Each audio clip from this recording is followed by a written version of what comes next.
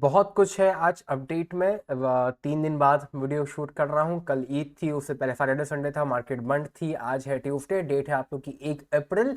नया financial year यहाँ पर स्टार्ट हो चुका है, तो उसके लिए कॉन्ग्रेचुलेशंस अगर कोई सुनना चाहता है तो। बाकी मार्केट में अपडेट है, आईपीओस को लेके है, शेयर्स वगैरह को भी लेके छोटे मोटे यहाँ पर अपडेट है, मैं लेके आया हूँ। और इसके अलावा एज सच कुछ भी नया मार्केट में देखो नहीं हो रहा है। अगर कुछ नए की तलाश में यहाँ पर आए हो तो नया नहीं हो रहा है। मार्केट ऑल्दो अब ठीक होने लग गई है। आज भी देखो तो मॉर्निंग में तो मार्केट पॉजिटिव थी, लेकिन उसके बाद साइड वेव्स जाती रही, फिर बहुत मतलब 1500 पॉइंट के आसपास सेंसेक्स यहाँ पर डाउन था। निफ्टी भी लगभग 1.5-2% के आसपास यहाँ पर डाउन था। बैंक निफ्टी भी यहाँ पर डाउन था, मिड निफ्टी भी डाउन था, फिर निफ्टी भी डाउन था। लेकिन मेरा पोर्टफोलियो डाउन नहीं था। देखो, कई बार लोग बोलते हैं कि यार निफ्टी डाउन है तो मेरा पोर्टफोलियो डाउन होगा। ऐसा बिल्कुल ज़रूरी नहीं होता है। तो भी अल्टीमेटली निफ्टी में क्या होता है, निफ्टी में तो खाली टॉप 50 कंपनीज होती है। वैसे भी इन टॉप 50 कंपनीज आपके पोर्टफोलियो में नहीं होंगी, और अगर इन टॉप 50 कंपनीज में से आपने इन्वेस्टमेंट कर रखा है तो आपका पोर्टफोलियो गलत है। क्योंकि ये टॉप 50 कंपनीज लार्ज कैप की कंपनीज हैं, और मोस्टली अगर आप मेरी वीडियो यहाँ पर देख रहे हो तो आप या तो यंगस्टर हो गए या कोई स्टूडेंट हो गए। मोर और लेस आपकी एज यहाँ पर 30 साल से ऊपर की नहीं होने वाली, अगर मेरी वीडियो देख रहे हो तो। और अगर आपकी एज यहाँ पर 30 साल से ऊपर की नहीं है तो आपके पास इन 50 कंपनी में से कोई भी कंपनी आपके पोर्टफोलियो में नहीं होनी चाहिए। हाँ, अनटिल अगर आप में से मतलब लाइक आप में से किसी को आपके फैमिली ने पैसा दे रखा है कि लो घर का पैसा तुम संभालो, तुम इन्वेस्टमेंट करो, अगर कुछ ऐसा सीन है तो बात अलग गई, फिर आप अपना पोर्टफोलियो अपने रिस्क के हिसाब से बनाओगे। वरना एज अ स्टूडेंट या as a person below age of 30, obviously बात है लार्ज कैप कंपनीज आपके पोर्टफोलियो में नहीं रखोगे आप लोग खुद भी यहाँ पर। एनीवेज, मार्केट ठीक थी। मार्केट वैसे ओवरऑल तो यहाँ पर डाउन थी, बट शेयर्स यहाँ पर बढ़ी भी थी, शेयर्स यहाँ पर डाउन भी हुए थे। रिजल्ट काफी शेयर्स का यहाँ पर आ रहा है, अच्छा भी आ रहा है, बुरा भी आ रहा है, साइडवेज भी आ रहा है। दोनों सारी बातें हैं। और इसके अलावा बॉर्डर टेंशन भी चीज़ों पे यहाँ पर चल रही है, लाइक बॉर्डर पे जो टैरिफ वगैरह का नाटक यहाँ पर जो चल रहा है, तो उसके प्रति भी बहुत सारी चीज़ें हैं यहाँ पर। जैसे वोल्टास वगैरह गिरा था यहाँ पर लगभग 7% के आसपास। तो अब वोल्टास टाटा का है, एसी बाहर जाता है, तो इसी चक्कर में बहुत सारी चीज़ें हैं जो टैरिफ वगैरह के चक्कर में भी यहाँ पर डाउन आजकल गिर रही हैं। और उसके अलावा रिजल्ट भी आप कह सकते हो कि सबके बहुत अच्छे नहीं आ रहे हैं। फॉर एग्जाम्पल यहाँ पे आज टाटा मोटर्स का रिजल्ट आया था। तो टाटा मोटर्स कहाँ गया, एक सेकंड रुकना, टाटा मोटर्स ये रहा। तो टाटा मोटर्स का रिजल्ट अगेन साइडवेज था, फ्लैट था। मैं अगर आप लोगों को दिखाऊं भी यहाँ पर तो ये देख सकते हो, रिपोर्ट था, मार्च की सेल्स में ड्रॉप था 5% के आसपास का। ऑल दो लार्ज कैप की कंपनी है, लगभग 2-2.5 लाख करोड़ के आसपास का मार्केट कैप है, कहाँ गया ये रहा। तो इतने लार्ज कैप में इतनी जल्दी फर्क तो नहीं पड़ता भाई। अगर अपसाइड कम है तो ऑब्वियसली बात है डाउन साइड भी यहाँ पर कम ही होता है। बट वही है कि आज आप लोग को ये थोड़ा सा रेडिश में ट्रेड करता हुआ नजर आ रहा होगा।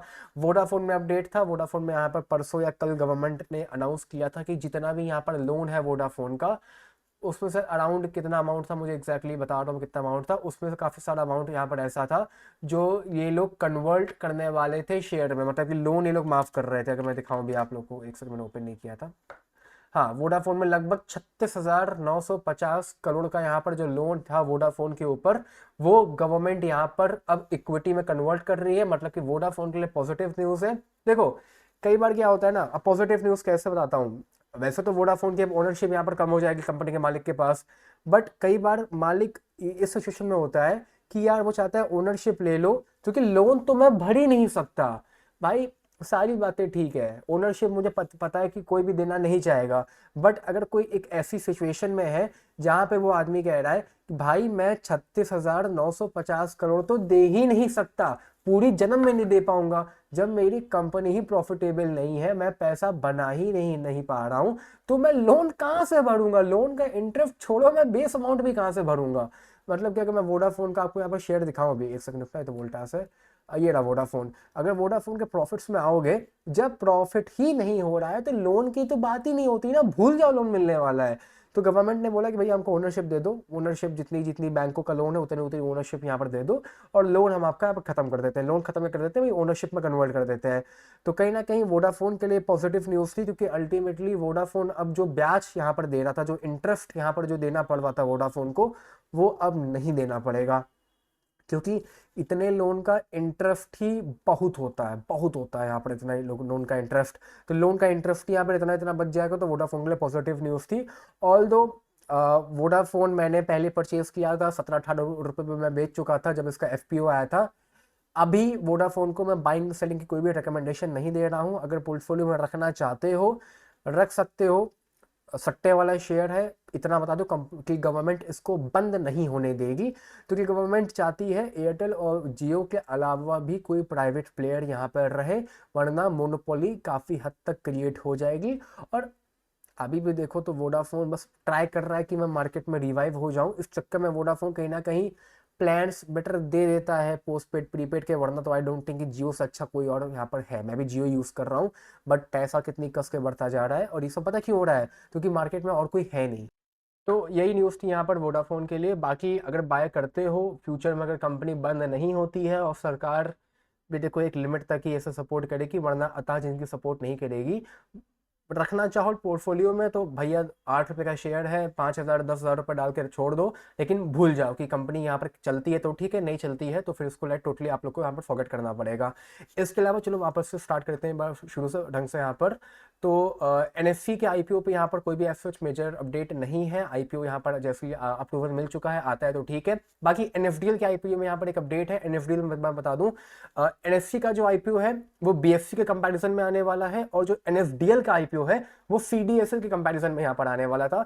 सेबी ने इनको अप्रूवल दे रखा था और वो अप्रूवल इन्होंने एक्सटेंड किया है 31 जुलाई तक यहाँ पर, क्योंकि अप्रूवल यहाँ पर खत्म होने वाला था। तो अगेन 31 जुलाई से पहले पहले यहाँ पर अब ये आईपीओ आप लोग को आता हुआ देखने के लिए मिल सकता है। अगर नहीं आता है तो अप्रूवल यहाँ पर खत्म हो जाएगा और वापस से यहाँ पर एनएफडीएल को पूरा पेपर वर्क फिर से फाइल करना पड़ेगा सेबी के साथ। तो मोस्ट प्रोबेबली इस बार 31 जुलाई से पहले पहले आईपीओ आप लोग को आता हुआ देखने के लिए मिल जाएगा। इसके अलावा ये कंपनी थी रेनोवल, ये हाँ रनवल एंटरप्राइजेस, इन्होंने 1,000 करोड़ के आसपास का ड्राफ्ट यहाँ पर फाइल किया है। रियल स्टेट के कुछ ये लोग क्या काम करते हैं सेबी के साथ, यहाँ पर सिर्फ पेपर वर्क ड्राफ्ट किया है। अप्रूवल आएगा, अप्रूवल के बाद आगे पेपर वर्क होगा, फिर अगर सब कुछ सही रहता है तो आईपीओ आप लोग को मार्केट में आता हुआ देखने के लिए मिल जाएगा। एज सच कोई भी मेजर अपडेट नहीं था, बस मैं आप लोग को यहाँ पर शेयर कर रहा हूँ। इसके अलावा बीएससी ने भी यहाँ पर 2:1 का बोनस अनाउंस कर दिया है। मतलब कि अगर आप लोग के पास यहाँ पर बीएससी के शेयर्स होंगे तो आप लोग को यहाँ पर एक्स्ट्रा शेयर्स मिल जाएंगे। इस न्यूज से कंपनी को बाय मत करना, इससे शेयर की मूवमेंट में मतलब इससे शेयर की प्राइस में कोई भी मूवमेंट नहीं आता है। 2:1 का बोनस अनाउंस किया है तो इसका मतलब ये नहीं है कि मेरे पास पैसा यहाँ पर दुगना तीन गुना हो जाएगा। ये गलती मत करना। सिंपली 5500 रुपये के आसपास का अभी मिल रहा है, बट के डिवाइडेड बाय टोटल फिर 3 शेयर से डिवाइड हो जाएगा, और जितनी भी प्राइस होगी उस दिन के हिसाब से वो नई प्राइस यहाँ पर इसकी ओपन हो जाएगी। बोनस से प्राइस में कोई भी इफेक्ट नहीं आएगा। अगर 100 रुपये की प्राइस है मान लो और वहाँ पर बोनस अनाउंस होता है 1:1 का, तो प्राइस 50-50 हो जाएगी और आपके पास 2 शेयर्स हो जाएंगे। बोनस से बाय मत करना। मैंने लिटरली अपने यूट्यूब पे देखा है लोगों को जो बोनस वगैरह के न्यूज़ के बाद कंपनीज वगैरह बाय कर लेते हैं फिर उसमें ट्रैप हो जाते हैं। प्लीज़ ये गलती मत करना। पोर्टफोलियो में रखा है, आराम से रखे रहो, बोनस आएगा, आपके पास शेयर्स यहाँ पर बढ़ जाएंगे और प्राइस आधी हो जाएगी। इन शॉर्ट बोनस से कोई फ़ायदा नहीं होता है। बोनस से फायदा होता है, बोनस से डिविडेंड में फिर भी फायदा होता है, स्प्लिट से तो कोई फायदा नहीं होता है। ना बोनस ना डिविडेंड में फायदा होता है और ना ही कोई प्राइस में फायदा होता है। बोनस से बस इतना होता है कि बोनस से अगर कोई कंपनी डिविडेंड देने वाली होती है वहां डिविडेंड बढ़ जाता है, बोनस का वहां फायदा होता है। वरना बीएससी जैसी तो शेयर में वहां पर भी बोनस में कोई भी फायदा नहीं होने वाला है। ठीक है, तो इसलिए इस न्यूज़ पे बीएससी मत बाय करना। इसके बाद यहाँ पर आज हाल के ऊपर मुझे अपडेट था यार। 3-4 दिन पहले मैंने हाल की एक वीडियो बनाई थी। मैंने पता नहीं 4 दिन पहले या 5 दिन पहले मैंने एक हाल के ऊपर वीडियो अपलोड करी थी। मैंने कहा था कि मेरे यहाँ एक हाल की यहाँ पर फैक्ट्री है लखनऊ में, वहाँ पर जो एक अंकल काम करते हैं वो घर आए थे।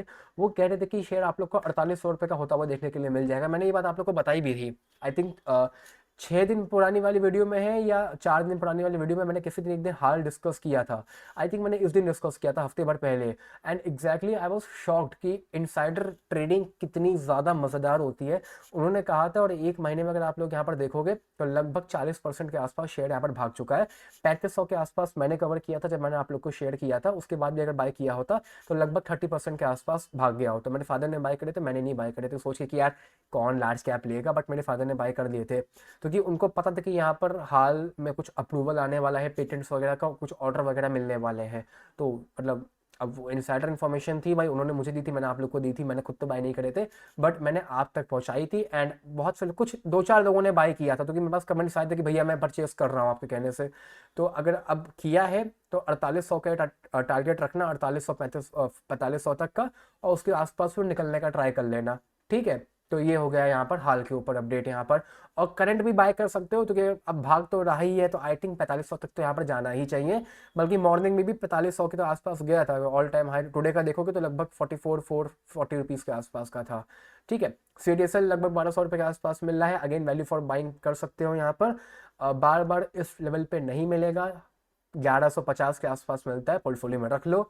टाटा ये कम्युनिकेशन का लगभग आज 5-6% अप था, कोई भी मेजर अपडेट यहाँ पर नहीं है। PVR भी आज लगभग 5-6% यहाँ पर अप था, क्वार्टरली रिजल्ट इनका बेटर आने की उम्मीद करी जा रही है। बाकी ये गॉडफ्राई फिलिप्स करके जो कंपनी है ये रही यहाँ पर, इन्होंने इनके ऊपर भी ऐसा कोई भी मेजर अपडेट नहीं था, बस यही है कि इन पे बाइंग बहुत ज़्यादा आ रही है, क्योंकि मार्केट कैप कंपनी का बहुत छोटा है, तो ग्रो पे टॉप पे आ रहा है मार्केट कैप भी अगर देखोगे। अच्छा, मार्केट कैप ठीक ठाक था, प्रॉफिट्स वगैरह इन लोग के यहाँ पर इंक्रीज कर रहे हैं बहुत कस के। करंट ये देख के मत बाय कर देना कि ये ऑल टाइम हाई पे चल रहा है, क्योंकि अगर अब बाय करते हो तो फिर फंस जाओगे, इसलिए मैं इसको कवर कर रहा हूँ। बाकी HBL इंजीनियरिंग ने एक ऑर्डर विन किया है यहाँ पर, अगर मैं ऑर्डर आप लोग को दिखाना भी चाहूँ तो ऑर्डर इन्होंने विन किया है लगभग 770 करोड़ के आसपास का। तो वो ऑर्डर विन किया है, रेलवे का ऑर्डर है यहाँ पर, तो इसलिए कंपनी यहाँ पर आप लोग को भागती हुई नजर आ रही है। बढ़िया कंपनी है, लॉन्ग टर्म के लिए रखना चाहो रख सकते हो। अल्टीमेटली अभी तो आप लोग को करेक्टेड वैल्यू पे ही मिल रही है, ऑल टाइम हाई इसका लगभग 700 रुपये के आसपास का था। इसके बाद इंडस टावर का भी वोडाफोन की वजह से यहाँ पर ग्रीन है, क्योंकि इंडस टावर की इक्विटी, वोडाफोन की इक्विटी इंडस टावर के पास है यहाँ पर, तो इंडस टावर की जो ओनरशिप है वो यहाँ पर वोडाफोन में है, और वोडाफोन के लिए पॉजिटिव न्यूज़ थी, इसलिए इंडस टावर भी आज भाग गया, क्योंकि Indus tower is a stakeholder in Vodafone Idea, ठीक है। इसलिए वोडाफोन भागा, इसलिए आज 6% यहाँ पर ये भी भागा था, और भी उसमें कोई मेजर न्यूज़ नहीं है। हटको में न्यूज़ है यहाँ पर, हटको में 1100 करोड़ के आसपास का आंध्र प्रदेश की गवर्नमेंट का एक लोन एग्रीमेंट था, वो यहाँ पर एग्जीक्यूट हो जाएगा बहुत जल्द। आप लोग को जो लोन सैंक्शन का जो 1100 करोड़ का 11,000 करोड़ का जो एग्रीमेंट था, वो आज यहाँ पर सैंक्शन होना स्टार्ट हो चुका है, देख सकते हो आप लोग, डिस्ट्रीब्यूशन यहाँ पर स्टार्ट हो चुका है। 55% यहाँ पर लोन अब और देने की बात हो रही है, कंपनी के लिए पॉजिटिव न्यूज़ है, इसलिए कंपनी आप लोग को भागती हुई नजर आई। और हटको तो मेरे पोर्टफोलियो में भी है, और ऊपर के लेवल पे भी है, नीचे के लेवल पे भी है, 200 के लेवल पे भी है, करेंटली बाय कर सकते हो, वैल्यू बाइंग यहाँ पर बन सकती है, क्योंकि 200 रुपये के आसपास का इसका सही बाई मुझे लगता है बाइंग का। बाकी वोल्टास, वोल्टास एक कंपनी है भाई, मैं कवर कर रहा हूँ यहाँ पर आज। एडमिट आप कह सकते हो कि यहाँ पर वोल्टास केसी बाहर वगैरह जाती है, टैरिफ वैरिफ के चक्कर में यहाँ पर थोड़ा बहुत डाउनग्रेड हुआ है शेयर यहाँ पर आज। बट आई थिंक कि इंडिया में इस बार गर्मी बहुत कस के फाटने वाली है, तो वोल्टास वोल्टास केसी तो भैया बिकने यहाँ पर तय ही है। वोल्टास हो गया, गोदरेज हो गया, पैनासोनिक है, LG है, बहुत सारी कंपनियां हैं यहाँ पर वोल्टास वगैरह के लिए अच्छी बिकती हैं, ब्लू स्टार अच्छा बिकता है।